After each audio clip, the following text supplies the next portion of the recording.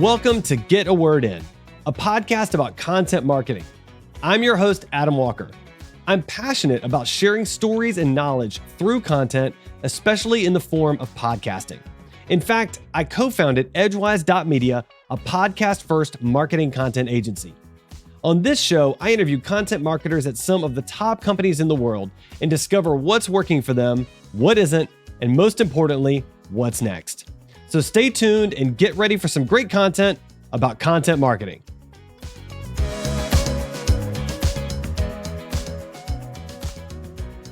Joining me on the show today is Steven Lentz. Steven, man, welcome to the show. Hey, thanks, Adam. I'm excited to be here. Well, it's going to be a great chat. Always is. Let's start out with you. Give us the flyover. Who are you? What are you about? What's your typical day look like? Well, I guess I'll go broad and we'll narrow it in. But I grew up a military brat, so domestic U.S., moving every 2 to 4 years. I've been in the Seattle area-ish since 2001. And I was a career firefighter for 10 years. And now I do digital marketing. I've been in that space for about the last 5 to 6 years. Wait. Pause. What is the jump from career firefighter to digital marketing? I need to hear more about that. Yeah, so wild story, right? So out here in Seattle area, being a firefighter, about 1% of people who apply get the job or less than. Like, it's very competitive. I took 3-ish to 5 years to get that career. And then about 2 years in, my department lost money from me and another guy. And so we were unemployed, which was crazy. And I got put into another department's interview process. A couple months after that, got on with them. A year and a half later, I was back out again. And so at this point, my idea of security and safety of a job that would be there for me forever was shattered. And so I started doing everything I could. I did fix and flip real estate with Fortune Builders and Clever Investor. I took, Billy Jean's YouTube ad course. I've taken Jerry Kramer's affiliate marketing, Tim Tarango, Winter V's email marketing, like every voraciously I could take of learning digital marketing, because I'd started other businesses. I sold Kirby vacuums door to door for a hot moment. I sold life insurance over the phone. Yeah, because dude, here's the thing, that is right? So prolific. I love it. Okay. Here's the thing is that when I first started, just about to be married, so pseudo single dude, right? Mm-hmm. And at this point in time of, back out on the streets again, literally, is I now have a wife and a kid. And for my thought is I can either be a victim or I can take action, and I'm not going to be a victim. Yeah. So doing everything I can to start taking control of my own destiny and not being at the mercy of someone else to be like, hey, yeah, you're not employed anymore. Right. So fast forward 2 years of hustling and grinding and voraciously learning, my department calls back again and said, hey, we have money. Do you want to come back? And I said, well, of course. I love picking grandma up off the floor and cutting people out of cars. Why wouldn't I? All right. So I'm back in there. And at this point now I have 2 kids. And I'm like, firefighters don't live long after they retire. They work till they're 50, 55, and they are dead by 60, 65. This is not what I want for my legacy. I want to have grandkids and great grandkids. I need to work myself out of this job. And so I was like, well, what can I do? And realizing that I have all this experience now and all this knowledge that I've been taking and learning and practicing and, 6 different white label products and everything I can think of. I was like, I am good at this. I can do this. And so got that set up. And then it's very difficult working as a firefighter and doing other stuff, the very schedules that we have. So shift work, 2 days on, 4 days off, kids at home. I get home, I'm exhausted. I need to sleep and rest. I need to recover. The kids are, desperate to see me and hang out. Got stuff to do at the house. And then, that 4 days is gone and I'm back at work again for 2 full days. So hard to get it going. But COVID came through, kicked my ass, knocked me down for about a month. I was fine. I got better. Obviously a young, healthy guy. And they said, hey, that's great. We're glad you're healthy. But now you have to have this vaccine if you want to keep working. And I was like, well, it's not a life-saving drug to me. Obviously I'm healthy. I have natural immunity. I don't think it's right that you can dictate what I do with my body. For some people, that's great. It is a life-saving drug for people who are, older comorbidities or, frail immune systems and different stuff. That's great for them, Right. But for myself personally, I was like, I don't think that's right that you just blanket statement make me do that. And so I had to make that hard choice of being a principled asshole and walking away from a steady paycheck or striking it out. And so January 30th was my very last day in boots and a helmet. of this year. So wow. yeah, Okay. that's the thing too, right? Like it wasn't that I didn't have anything to fall back on. Like I wasn't necessarily ready, like client base wise and like monetary wise, but at the same time, it wasn't just like, cool, what do I do? Do I go flip burgers? Like I had a plan and I had an idea, and this has been, I've been practicing and been working for the last 5-6 years. So yeah. So you already had a good foundation. Okay. Yeah. Wow, that is quite the story, man. I did not expect that little side conversation. I love that. Okay. Well, so then I'm really curious about your perspective, because with the background from all those courses and just kind of all that knowledge you've accumulated, let's kind of shift gears into talking about content marketing, and what I really want to know is kind of what's working and what's not working. So let's start with what's working. Like, what do you see out there that works well, that's scalable, that people should really be thinking about as it comes to content marketing? Yeah, good content, right? Good content is where you need to go with that. And like I said, I've done a lot of different things, from Facebook ads marketing to pay-per-click and Google search and all the different things, but Google is still, and will be for I think quite a long time still, just the behemoth when it comes to digital visibility. Like there's other platforms that are catching up, and YouTube and stuff, but when it comes to I want my problem solved, I go to Google. Right? Like I'm not going, hey YouTube, I need a chip tooth repair for a dentist in Kirkland. I'm going to Google for that. Right. I might do other research on other platforms, but when I want something, when I'm a hot lead, I go to Google. Right. Yeah. And so that's the drum that I'm going to beat. And I think what you're saying is related to that, because everyone does go to Google to answer their questions. Google's response to answering those questions is always going to be the best content, right? Like that's like, and knowing your background, so I don't think you mentioned this, but if I'm not mistaken, your expertise is in search engine optimization, specifically for dentists, like which I love that you've got like a solid vertical, right? And that's great. And so you're speaking with some authority when you say this, because your whole profession is about helping people rank in Google, right? And what I think a lot of people miss about SEO, and I want to say this, and then you tell me if there's any nuanced changes you want to make to what I'm saying, but this blanket statement. But I think what people miss about SEO is they think there's like magic, like just do the magic, like do the stuff, do the magic, and then we're going to rank. And the reality is, it's not so much magic, it's good content. Not just good, but the best content, right? Yeah, I mean, there's definitely tricks and tips on how it's made. 100%.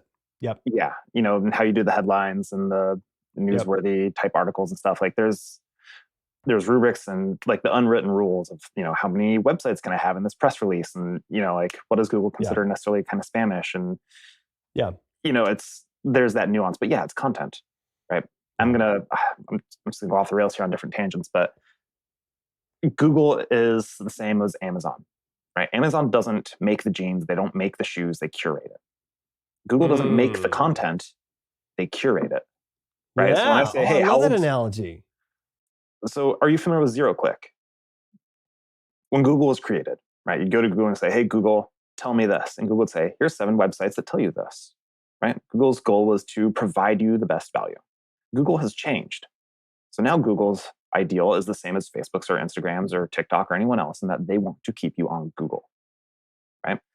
So that's their whole goal, because data is invaluable. So if I say, hey, Google, how old's the Queen? Google's going to say, oh, the Queen's 98 years old, or however old she is, right? Google's going to answer it, and then they'll say, do you want to know how old Prince Harry is? Do you want to know how old this person is? There's this whole drop down of answering your questions and keeping you on Google, right? And so that's the zero click, is that 50% of traffic roughly goes to Google, asks a question, never leaves Google, right? That's their whole goal now. They've changed. Aside from that, Google's next goal is to give you valuable information, because if Google doesn't answer your question and they don't provide you value, you're going to go to Bing or DuckDuckGo or any other Yahoo or any other search engine, right? So they go to, hey, who answers this question the best? Who's the most credible source? And it goes, thinks really hard and spits out your answers, right? And aside from that, you have your paid ads, because people pay to do that. And that's, patting yourself on the back. But Google's whole goal is to keep on Google and then give you the best quality content that's going to answer your question. Well, and I love the analogy you made a minute ago about Amazon, because it's easy for us to conceptualize that, because we say, okay, if we go to Amazon and I search for jeans, Amazon, or if I search for, men's blue jeans, Amazon's goal is to give me the most likely blue jeans I'm going to buy at the very top, because that's how they're going to make the sale, right? And that's exactly what Google's trying to do. They want to give you the best information possible, whether it's Google, Google zero click or whatever else, at the very, very top every single time. And if we as content marketers are not creating the very best information, we will never, ever, ever compete in that space in any capacity whatsoever, right? And which really means, I think, in my mind, a huge part of good digital marketing is content creation. And I think that's a huge part that a lot of companies miss. They just don't think about good, solid content creation, right? Yep. And it's selfless plug. Selfish, selfless, same thing. So you'd mentioned previously. Shameless. Plug. There we go. Shameless. Thank you. You got to keep that in. That's, I'm human. I make mistakes. Yeah. But no, we all are. Yeah. So you obviously saw my LinkedIn profile. And for everyone who's like, oh, he does dentist. Like I'm business agnostic, right? Like service-based physical locations are bread and butter because they're super easy to rank for. But, niches, the riches are in the niches. And I said, I'm going to say dentists, and I'm going to model it after that. But you do carpentry or painting, or you're a lawyer, like pure e-com, I can do it. Just throwing that out there. Right. No. I appreciate that because you're right. Like, the more focused you are, the more likely you are to find clients. But you can do broader things than that, and that's really important. So my next question is: we talked about the need for quality, good content. Like, that's what's working, is good content. What doesn't work? What is not work? What should companies stop doing? Oh man, I mean, you can make a laundry list of what they should stop doing, right? Like, and I'm going to get a lot of hate for this, but on-site SEO is like overpriced, and it's just not worth what it used to be. And like people like, hey, because what it is saying is every SEO company says, hey, I know the Google algorithm, I know what to do to get you placed here. Right. And that's a lie, because not even the people who made the Google algorithm understand the Google algorithm. Yeah. Right? Like, it's so big and so vast. Like, that's why every time a new update comes through, like, everyone's crying. They're like, oh no, this, you're taking this huge shit, because you pat yourself on the back, and on-site SEO is essentially saying, hey, check me out, I'm pretty awesome. And Google goes, meh, cool story, bro. I've got 1,000 other people who say they're awesome too. Yeah. Right. And that's true. This is where content comes in. And what I do specifically is I make press releases, news articles, blog posts, slideshow videos, infographics, and audio snippets for podcast directories. And then we distribute that as well to all those different sources, right? So it's omni-channel marketing, and they all talk, all these, they're said differently. So it's not, spammy, but it targets a certain, problem, service, location. And so I'm leveraging Yahoo. I'm leveraging Fox, CNN, CBS, CW, saying, hey, check out Steven. He does X. Right. So I'm not patting myself on the back anymore. I have all these trusted sites that Google says, right? Like, you have thousands of people that syndicate from these places that say, hey, Steven does this. So when someone says, hey, who does shoe repair in, Virginia? Google goes, I know just the guy. Yeah. Right? Yeah, that's right. I mean, and it goes back, like I said, it goes back to that whole quality content thing. I mean, quality content is going to beat on-site optimization always, always. And that's. Now, there are some things that I do recommend, like Google My Business Profile. Make sure you have that, right? Google wants you to affiliate with Google, and they will reward you with some traffic just for having it, right? So get that. Make sure that your website is optimized for all devices. Right? Like, there's the very basic things. Make sure it's fast, right? Like, there's the basic things of like SEO that are just good for your business. But as far as being like, I need to go through like all the metadata and like keep tweaking things, like, stop. Stop, please. Yeah. A 2-second load time versus a 1.7 second load time isn't going to make that much of a difference. Work on good content, right? Like, that's. Focus on. I mean, that's the thing, is like, focus on the big things that are going to really impact the business, not on the tiny things that are going to have a very nuanced impact on the business. Right? Here's the thing: Google tracks everything. Right. Even from our phones. Like, I'm one of the 30% uses an iPhone. 70% of the world uses Google Android devices.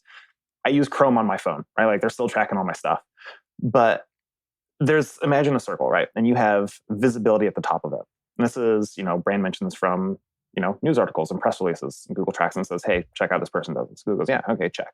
And you have website traffic. right? You have Google Analytics on your site. You're seeing people visiting. Google says, hey, people are seeing this. Checks that off.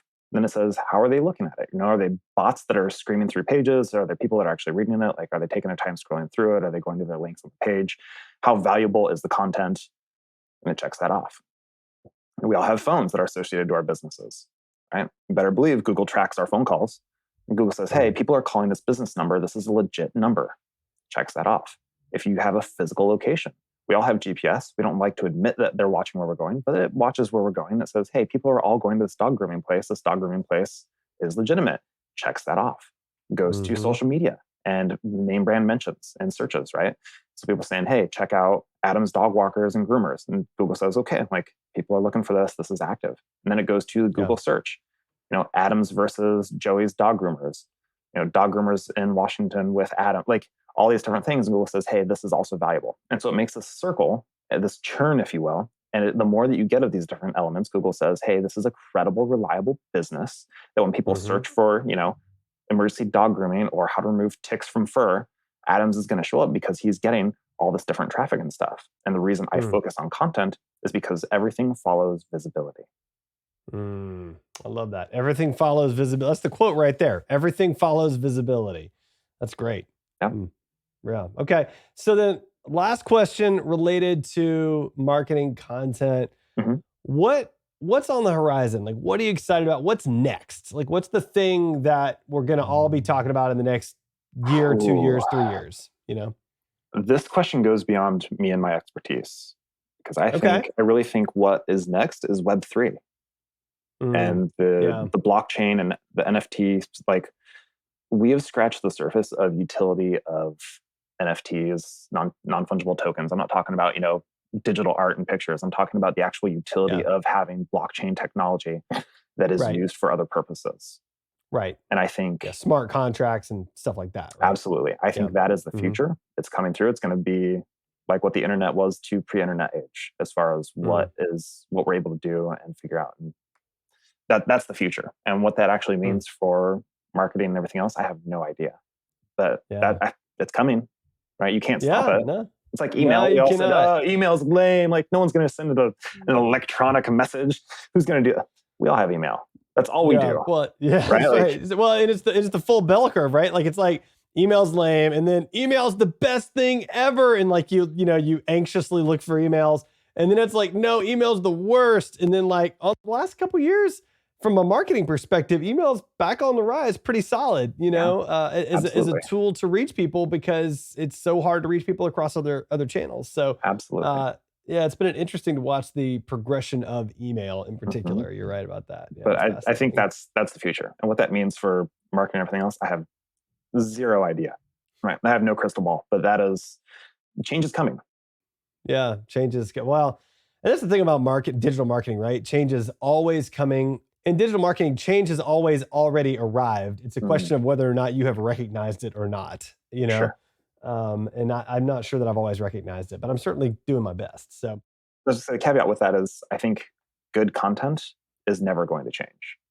That's right. That's right. Because I don't know about you, but when I was younger, my dad wanted to buy a car and we'd spend 6 months and he'd go to 12 different dealerships and he'd do his research. And no joke, like he literally took 6 months to buy a car and, harangued 20 different salespeople and test drove a bunch of it was a whole process. And Google replaced that, right? You go onto Google and Carfax and CarShop and all these different places. But again, Google curates content. And no matter if Google disappears and someone else takes over, like information is what people want on the buyer's journey. Right. That's what everyone's searching for. And it's never never going to be replaced. Never going to change. Regardless of the changes in NFTs and crypto and stuff like that, content marketing is here because that is our desire is knowledge, and good content marketing satisfies that. Man, I'm going to stop right there. That was the perfect ending to this interview. So Stephen, man, this is amazing. I love what you're doing. If any of our listeners want to check out more about what you're doing, where would they find you? Yeah. So HTTPS, so the secured website version of the HTTP, right? ocelottraffic.com. Nice. So Ocelot, like the big cat, that's actually a little cat, and traffic. Okay. Like, you get in your car and you're stuck behind a bunch of people. So ocelottraffic.com. All right. All right. Well, Steven, this is great, man. Thanks for joining me today. Awesome. Thanks, Adam. Appreciate it.